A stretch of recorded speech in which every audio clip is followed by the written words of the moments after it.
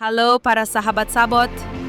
Berikut ini adalah perkembangan kegiatan channel kami Obrolan Sabot. Sudah melewati anniversary yang ketiga, sudah menayangkan banyak obrolan yang terdiri dari belasan sequel yang berbeda. Community engagement kami tahun 2023 berupa seminar peran bank sampah dan pemulung. Kesimpulan seminarnya sudah diajukan sebagai usulan kepada Direktorat Pengurangan Sampah, Direktorat Jenderal Pengolahan Sampah, Limbah, dan B3, Kementerian Lingkungan Hidup di tahun 2025 ini kami juga mendukung Yayasan Vokalis, Forum Kolaborasi Komunitas Peduli Sampah, dalam mengajukan usulan beberapa program dan sebuah program social engineering ke Kementerian Lingkungan Hidup Republik Indonesia. Halo teman-teman sahabat Sabot, dan kegiatan kami lainnya, tayangan yang menambah wawasan, kami pernah dapat masukan tentang sustainability dari Profesor Nandun Nabishore. Kami pernah dapat informasi politis, konspirasi, dan tentang plastik segala macam dari Kendru. Tentang electric vehicle, kita pernah dapat pembelajaran tentang life cycle assessment dari seorang dokter, Jessica Hanafi, ahli life cycle assessment. Di situ kita belajar bagaimana electric vehicle mulai dari produksi baterainya, itu kalau dihitung semua dampak lingkungannya mulai dari penambangan sampai dia di recharge dan energi yang digunakan untuk charge, kalau dihitung sebetulnya dampak lingkungannya lebih besar atau lebih kecil. Kita belajar di situ. Oke, sekarang kita dengar conversation ya, diskusi ngobrol dengan David Katz, CEO-nya Plastik.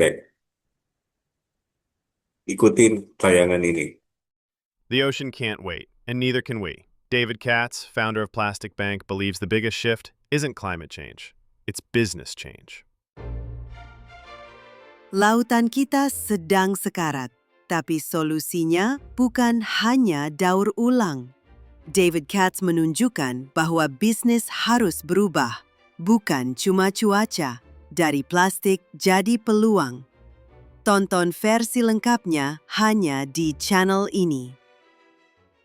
Be part of the solution, not the pollution. Okay. Hi again, David. Can't wait.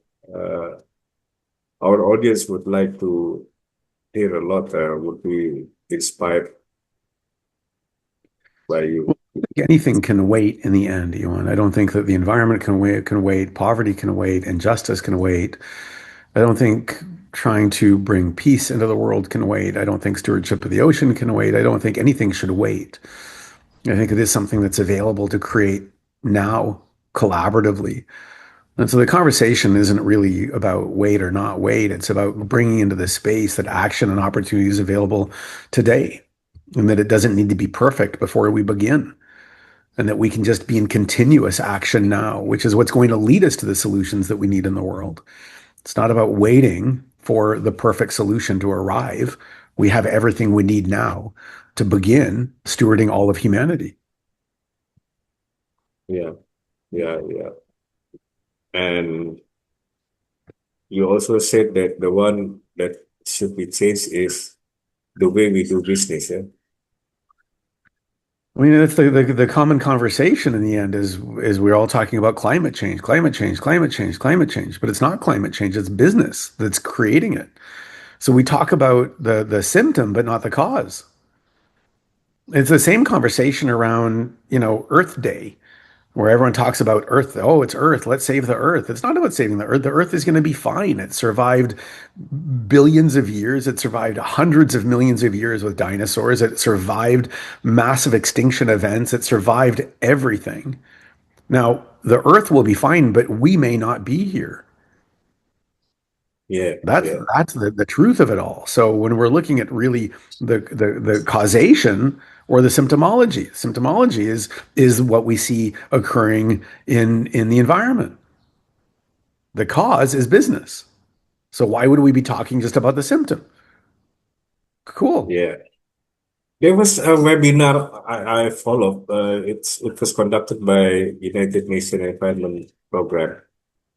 Uh, People are saying that if we don't reduce the rate of plastic production, one day it's not anymore about emission. It's plastic that is the main cause of climate change. Do you agree with that? I don't need to care what the cause of climate change is. I can see what overconsumption looks like. I can see what the environment looks like. I can see degradation in habitat, nesting habitat for bird and turtle. I can see what's Mm. occurring in the world for spawning fish. I need to be in action now. It's not, it's, who cares? We see degradation. I don't need to wait for a tipping point to then begin. I can look far enough in the future and say, if we don't do something, this is what I could see as a probable outcome. Let's begin now. There's an old quote that reads something like, "When's the best time to plant a 30-foot oak tree?" Well, the best time to have planted a 30-foot tree or a 10-meter tree might have been 20 years ago, but the second best time is now. And Yeah, that's the case. What we're doing is planting trees under which shade we may not sit under, but we need to yeah, be planting the trees for those successive generations. yeah. I also read about the history that the first time they promote plastic is to save the earth because previously people are using paper bags. But it turns out that papers are actually 100% recyclable. Plastic is the one that is not 100% recyclable. Recyclable. And do you agree with what the United Nations is doing? They are preparing a plastic treaty, I guess. In the next 1 year, all countries are going to sign it and Are they sign implementation it? I by mean, it's 2030. been an ongoing communication for years now, and they Mm, continue to extend. It should have already been created, but in the um, bureaucracy that is um, foreign policy, every country has an ambition that they're trying to steward. They're trying to steward themselves instead of the whole. And mm, so they look at themselves and it's become protectionist as opposed to creative and steward focused. So do I agree that there's a conversation? It should be a conversation, of course.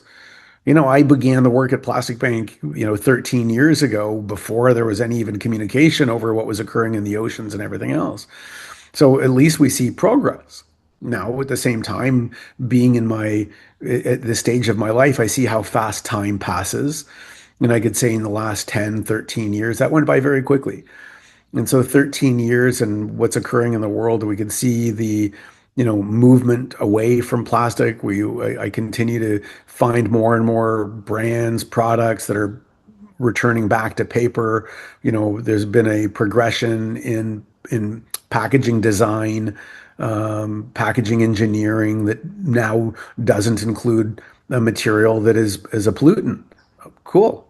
So I see change occurring, and that is not being led by the United Nations. That's being led by society. Now, mm. the United Nations, I believe, is ineffective.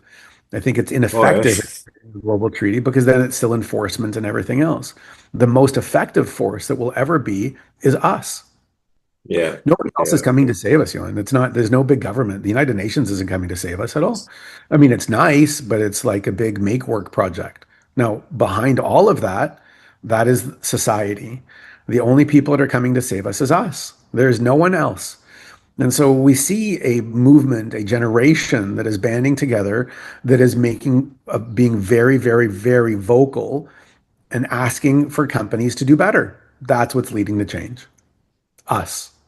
And so the more of us that are out there saying that's not good enough, we can do better, we can do more, let's do more, let's do more, let's do better, let's do better, that leads to the change. But There are already some countries banning single-use plastic. sure. I read also that Rwanda, all beverage and water packaging are glass. They don't use plastic anymore. And all bags in the market, in traditional market and supermarket, are paper bags. Do Cool. you agree with that such policy by the countries?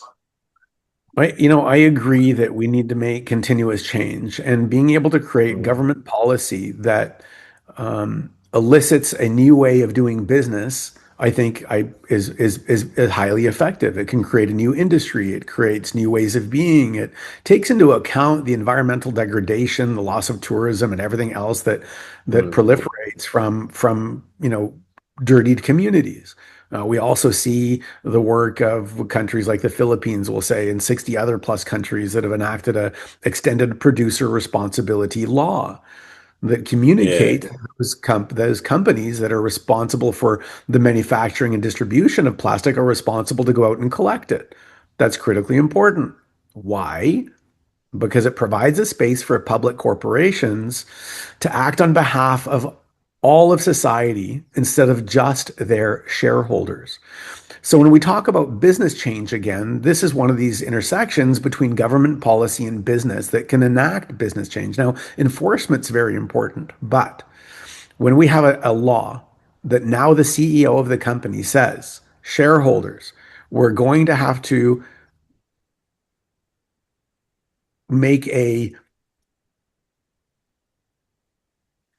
proper long-term profit reevaluation based on the government's requirement for us to be compliant and law abiding is what the world needs. Because currently, the CEO's responsibility is to ensure shareholder profit first.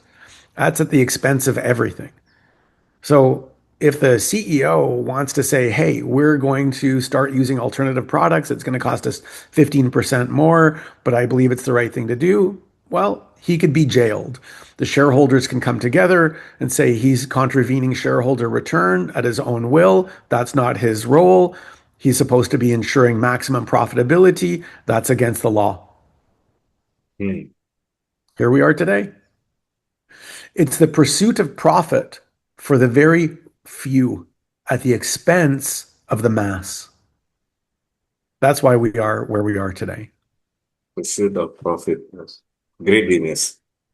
Greediness, yeah.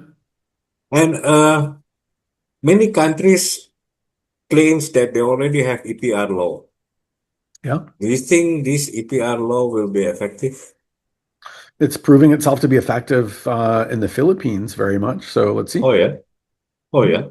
But Philippines still the top plastic polluters, the top marine debris producer.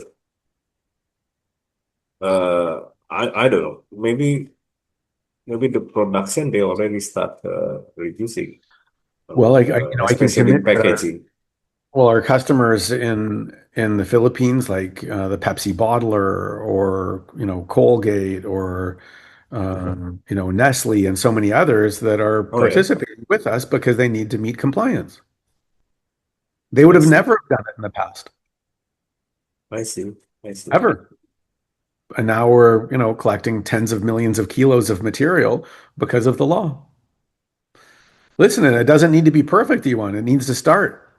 And then, sure, it still needs compliance. It still needs enforcement. So there's still work to do, but it begins. And the law doesn't need to be perfect. We need to start with something, look at it, and then reevaluate, change, implement newly, and on and on. Have you been in to the Philippines lately? I was there like 3 weeks ago. Oh yeah. I have a friend, a German guy who is active in promoting against plastic pollution. Nick Cool. Metaxa. Just in case you know him. No. Okay. And by the way, how many plastic bags you already start operating in the world? Oh, I think we're 600 and something now. Wow. Mostly in Asia or South America? Or? Asia, Africa, and South America. Asia, Africa, oh yeah, the developing countries. You are aiming for the developing countries. And the one in Bali, was it among the first plastic bags Yeah, I or started off in Haiti, which oh, you was a very started in Haiti? we started in Haiti. Now we've had to retract because of the violence that's occurring there today. But we started there. Then we went to the Philippines. Then I went to Indonesia and Brazil almost simultaneously. And then we went to Egypt. And then we kind of opened Cameroon and Thailand simultaneously. Oh yeah. And I'd like to begin looking at Nigeria for this year. Wow. How do you do that? 600 bags. But you have people to work But and listen, we have a modality, a methodology that gets implemented, and the mm, most effective is when we create schools as the plastic bank location. I So it's see. cool because it should be walkable. Because instead of throwing your material in the environment or in the canal or creek, you walk it to the school with your child every week. You just hold it at home, like much of the rest of the world does. They hold the material at home, and once a week it's collected. But now you just take it to the school with you, and the school becomes the plastic bank location. So the child can learn that by taking care of the environment, more education is available, poverty alleviation is available. The school becomes an aggregation location. They generate income and profit. The supply chain, your major income is from recycle companies, right? So Our you income have, is by selling the material and selling the opportunity for people to be a part of change. Our yeah, income yeah. also comes from facilitating the EPR law and as well as Oh, selling I plastic see. credit. I see. I see. So among others, you are doing consultancy as well to the government, to the local government. Consultancy. I mean, we facilitate the implementation of the law. So when there's an organization required to collect, um, 5 million kilo of material from the environment, we do that for them. And then, Uh, through the banking application, through the blockchain, we can substantiate and sell the certificate that authenticates the collection. I see. So in a way, you are coordinating with the consumer goods companies Yeah. for Also, yeah, collecting their packaging, exactly. post-consumer packaging. Correct. I see. And So yeah, then so in this corporation, you are under contract, so it's not only the recycler, you are under contract with the consumer goods company. Also, there is also, yeah, another source of income. That's exactly. good. I see. Uh, Interesting. Yeah. By the way, the one in Bali, I Yeah. remember a friend of mine used to work there, but now he moved to Risi. Okay. Yeah, I don't Nice. know. Well, maybe Yeah. maybe you have hundreds of people. You can't remember all of them. No, no. Okay. Uh, what else you want to give special message to the community to my viewers? Well, Because I think if there's any ever a special message, which I communicated earlier, which is that if there's ever going to be any change at all, it's going to come from our voice and our asking. It's going to powerfully be in the place of requiring, of asking people to make change. It's knowing that you're voting. Every time you buy something, you vote for something. If you buy something that's with virgin material and it's overpackaged and it's polluting, then that's what they'll continue to create. mm, So be aware, be responsible. Even yeah, if you can't, at least think about it for a second time. Ask more. I can yeah. tell you, currently, where I am, even with Starbucks now powerfully has launched a wonderful at-home, fully recyclable cup and lid. So you can just bury it in the garden, fully recyclable. It's remarkable. Now they've led society because they've been so large And so many people have been so vocal to ensure that they do better, and they have. And then in that, Starbucks has created a way for all the other small coffee shops and cafes to participate as well. mm, They've mm, created something powerful for everybody. So I see change occurring. mm. Yeah, it's moving. Eh? Yep. I have connection in Bangkok. It is an America. I call it is an activist. His name is Kendrew. And when I have two podcasts with him. Oh, yes. He is a believer of what we call this as the theory of Change. uh, I remember sorry I remember even Mr. Guterres campaigns this January when he was in Davos. There is still lobbyists trying to stand against what the United Nations is directing. It's called the conspiracy theory. Kendrew Uh, is a believer of conspiracy theory. He said that all the petrochemicals are the oil industry are behind the petrochemical industry, so they are trying to stand against what the United Nations are doing. I don't think that's not a conspiracy theory. That's just business. That's business. But it's not a That's their conspiracy. business. That's the truth. That's their business is to sell more plastic, more everything else. They also have lobbyists. They try to go communicate with society um, that plastic is okay. All of it. I mean, it's not a conspiracy theory. That's just a fact. That's a fact. Eh? So what Kendrew That's not, is saying to it's me is not a secret. is a fact. It's a fact. It's a fact. Of course, their business, their whole role is to go sell more. Of course, it is. That's business. That's why I communicate. It's business change we need. Yeah,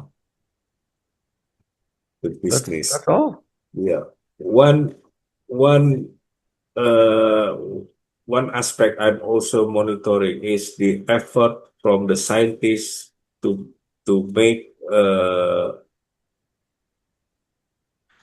bioplastics because originally in 19th century the first plastic they found was actually a biopolymer. But then the performance was overtaken by the later on the virgin plastics but now there are scientists also trying to make but I see that so far that I learned the quality still cannot beat plastic like the Well, but virgin plastic. it's just oil from plants, so it's still plastic. The one they are making from seaweeds or from cassava, Good cassava, the fantastic. For bags and things, I love it. I love all the alternatives. It's amazing. That's all but of that stuff should continue to occur. Yes. there are also plastics also I also read that they are create a different problems because especially in countries that is still depend on landfill, the developing countries in Southeast Asia uh, is Depend on creating land. another problem. It's we've got all kinds of problems. We do. Okay. We get there's all kinds of problems, and we get to show up and tackle one thing at a time. And we can invite society to be in the participation of creating change for everybody. Awesome. Yeah. That's what needs Yes. to Yes. occur. Okay. And one thing at a Okay. time. You tackle one thing, and I'll tackle one thing, and you tackle one thing because nobody else is coming. It's Do like you a, have any other plan, any other thing that you want to do in this world aside from this business using the banner of a plastic bag? Is there listen, any what other? I'm up to is helping solve poverty because I believe powerfully that if Mm, we create an economic model for the poor to solve their own poverty, we'll have a chance. And that's what plastic bank is, because the more plastic you can collect and return, you earn the ability to borrow money for free. It's free money so that you can solve your own poverty. It's banking and financial inclusion for the world's poor so that they can be resourceful and they don't have to go and beg or go to a loan shark. They can borrow money and solve their own poverty. That's it. That's what I'm after. It just happens to use plastic. So it uses one problem to solve the other. yeah, we are talking about, especially in developing countries, there are scavengers, there are fishermen, like Yep. British Bank also collecting from fishermen who collect from the sea. And yeah, these are grassroots people. In Indonesia only, there are 4 million of scavengers Yeah. working in around more than 30 landfills around the country. And they shouldn't even be in landfills. It's ridiculous. Yeah, the idea of landfill also ridiculous because yeah, I have So also much of it's learned ridiculous. about, And that we yeah. allow that we have a society where people go and dig through human waste to go look for the very sheer minor existence. Oh, it's crazy. Oh, And there's so much. now countries like my country and I think a couple of other developing countries in Southeast Asia are pushing incineration. They don't even think about waste to energy, just incinerate, just to solve their waste crisis problem. So just burn it because they cannot educate the people, mostly the low education people. They cannot educate the people to reduce their waste. So they Well, hold just, on a second. Hold on a second. Um, they have trouble to educate their society into base literacy because access to education is difficult for so many people. yeah, yeah. So let's get to the rudimentary, like get to the foundation of it all. You have illiteracy. People don't go to basic school or they're withdrawn from school. I mean, look at stunted growth, food diversification, Mm, fortified foods. Those are big mm, recycling. What are you going to talk to people? Stop it. It's not going to occur until you actually create a space where you educate your society. yeah, So yeah. they're failing people about recycling. Well, you failed to teach people about basic letters and math. Okay. Yeah. I'm currently supporting a local NGO. We Yeah. are proposing a social engineering program to the Minister of Environment. The aim is a program, is a massive communication to teach the people to reduce their household waste, Okay. including plastics. Cool. Uh, that's still going on. I'm not sure whether it's going to be massively implemented, but the concept is there. We already proposed to the government. Okay. Yeah, and again, another story I hear from this friend of mine in Bangkok that Yeah. incinerator is a solution that is actually promoted by the petrochemical industry. So Of they course. can still produce plastic. So you just incinerate. After it turns out that most of the percentage cannot be recycled, they come with a solution to incinerate. But Well, I heard that, where they're still burning coal or they're using diesel fuel mm, for electricity, I'm not opposed. yeah, but many countries in Europe already avoid incineration as well because It turns out that, you know, maybe more than 1 decade ago, even the United Nations supporting the waste to energy like what they implemented in Sweden. But now it's not anymore because people are talking about the emission that is produced by this incineration is as bad as any other fossil fuel.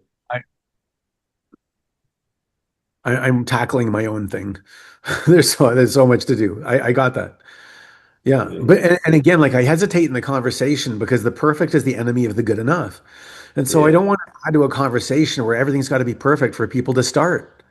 Okay, yeah, you know yeah, what? It's keeping the stuff out of the landfill. It's being burned for energy. It's reducing the additional need to go and mine more petroleum so that we can burn for electricity. Okay, use the waste because there's caloric value in the waste. So that okay, great, good for now. Start. yeah, yeah. My country is starting that because we have Cool. problem with Yeah, got it. overcapacity landfill. I got it. Okay, David, it's Thank you. been be nice and very rich conversation. I understand about you more. And by the way, your origin is Canada, from Canadian. Canada, I'm a Canadian from Vancouver. Canadian, Born, but raised of Canadian. from Vancouver. But But Vancouver I is where my see. heart Yes, you will be returned to is. Vancouver. Correct. Yeah. Okay, David, thank you. Nice Thank you talking to very much. you. Nice chatting with you too. Yeah, thank you. Have a good time and Thank you my so much. regards Be to your nice to you. family.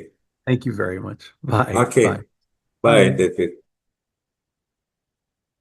Teman-teman sahabat-sahabat, terima kasih telah mengikuti obrolan kali ini.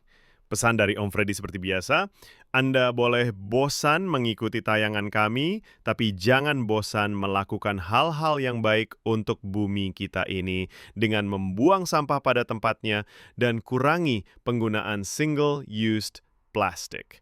Sampai jumpa di obrolan berikutnya.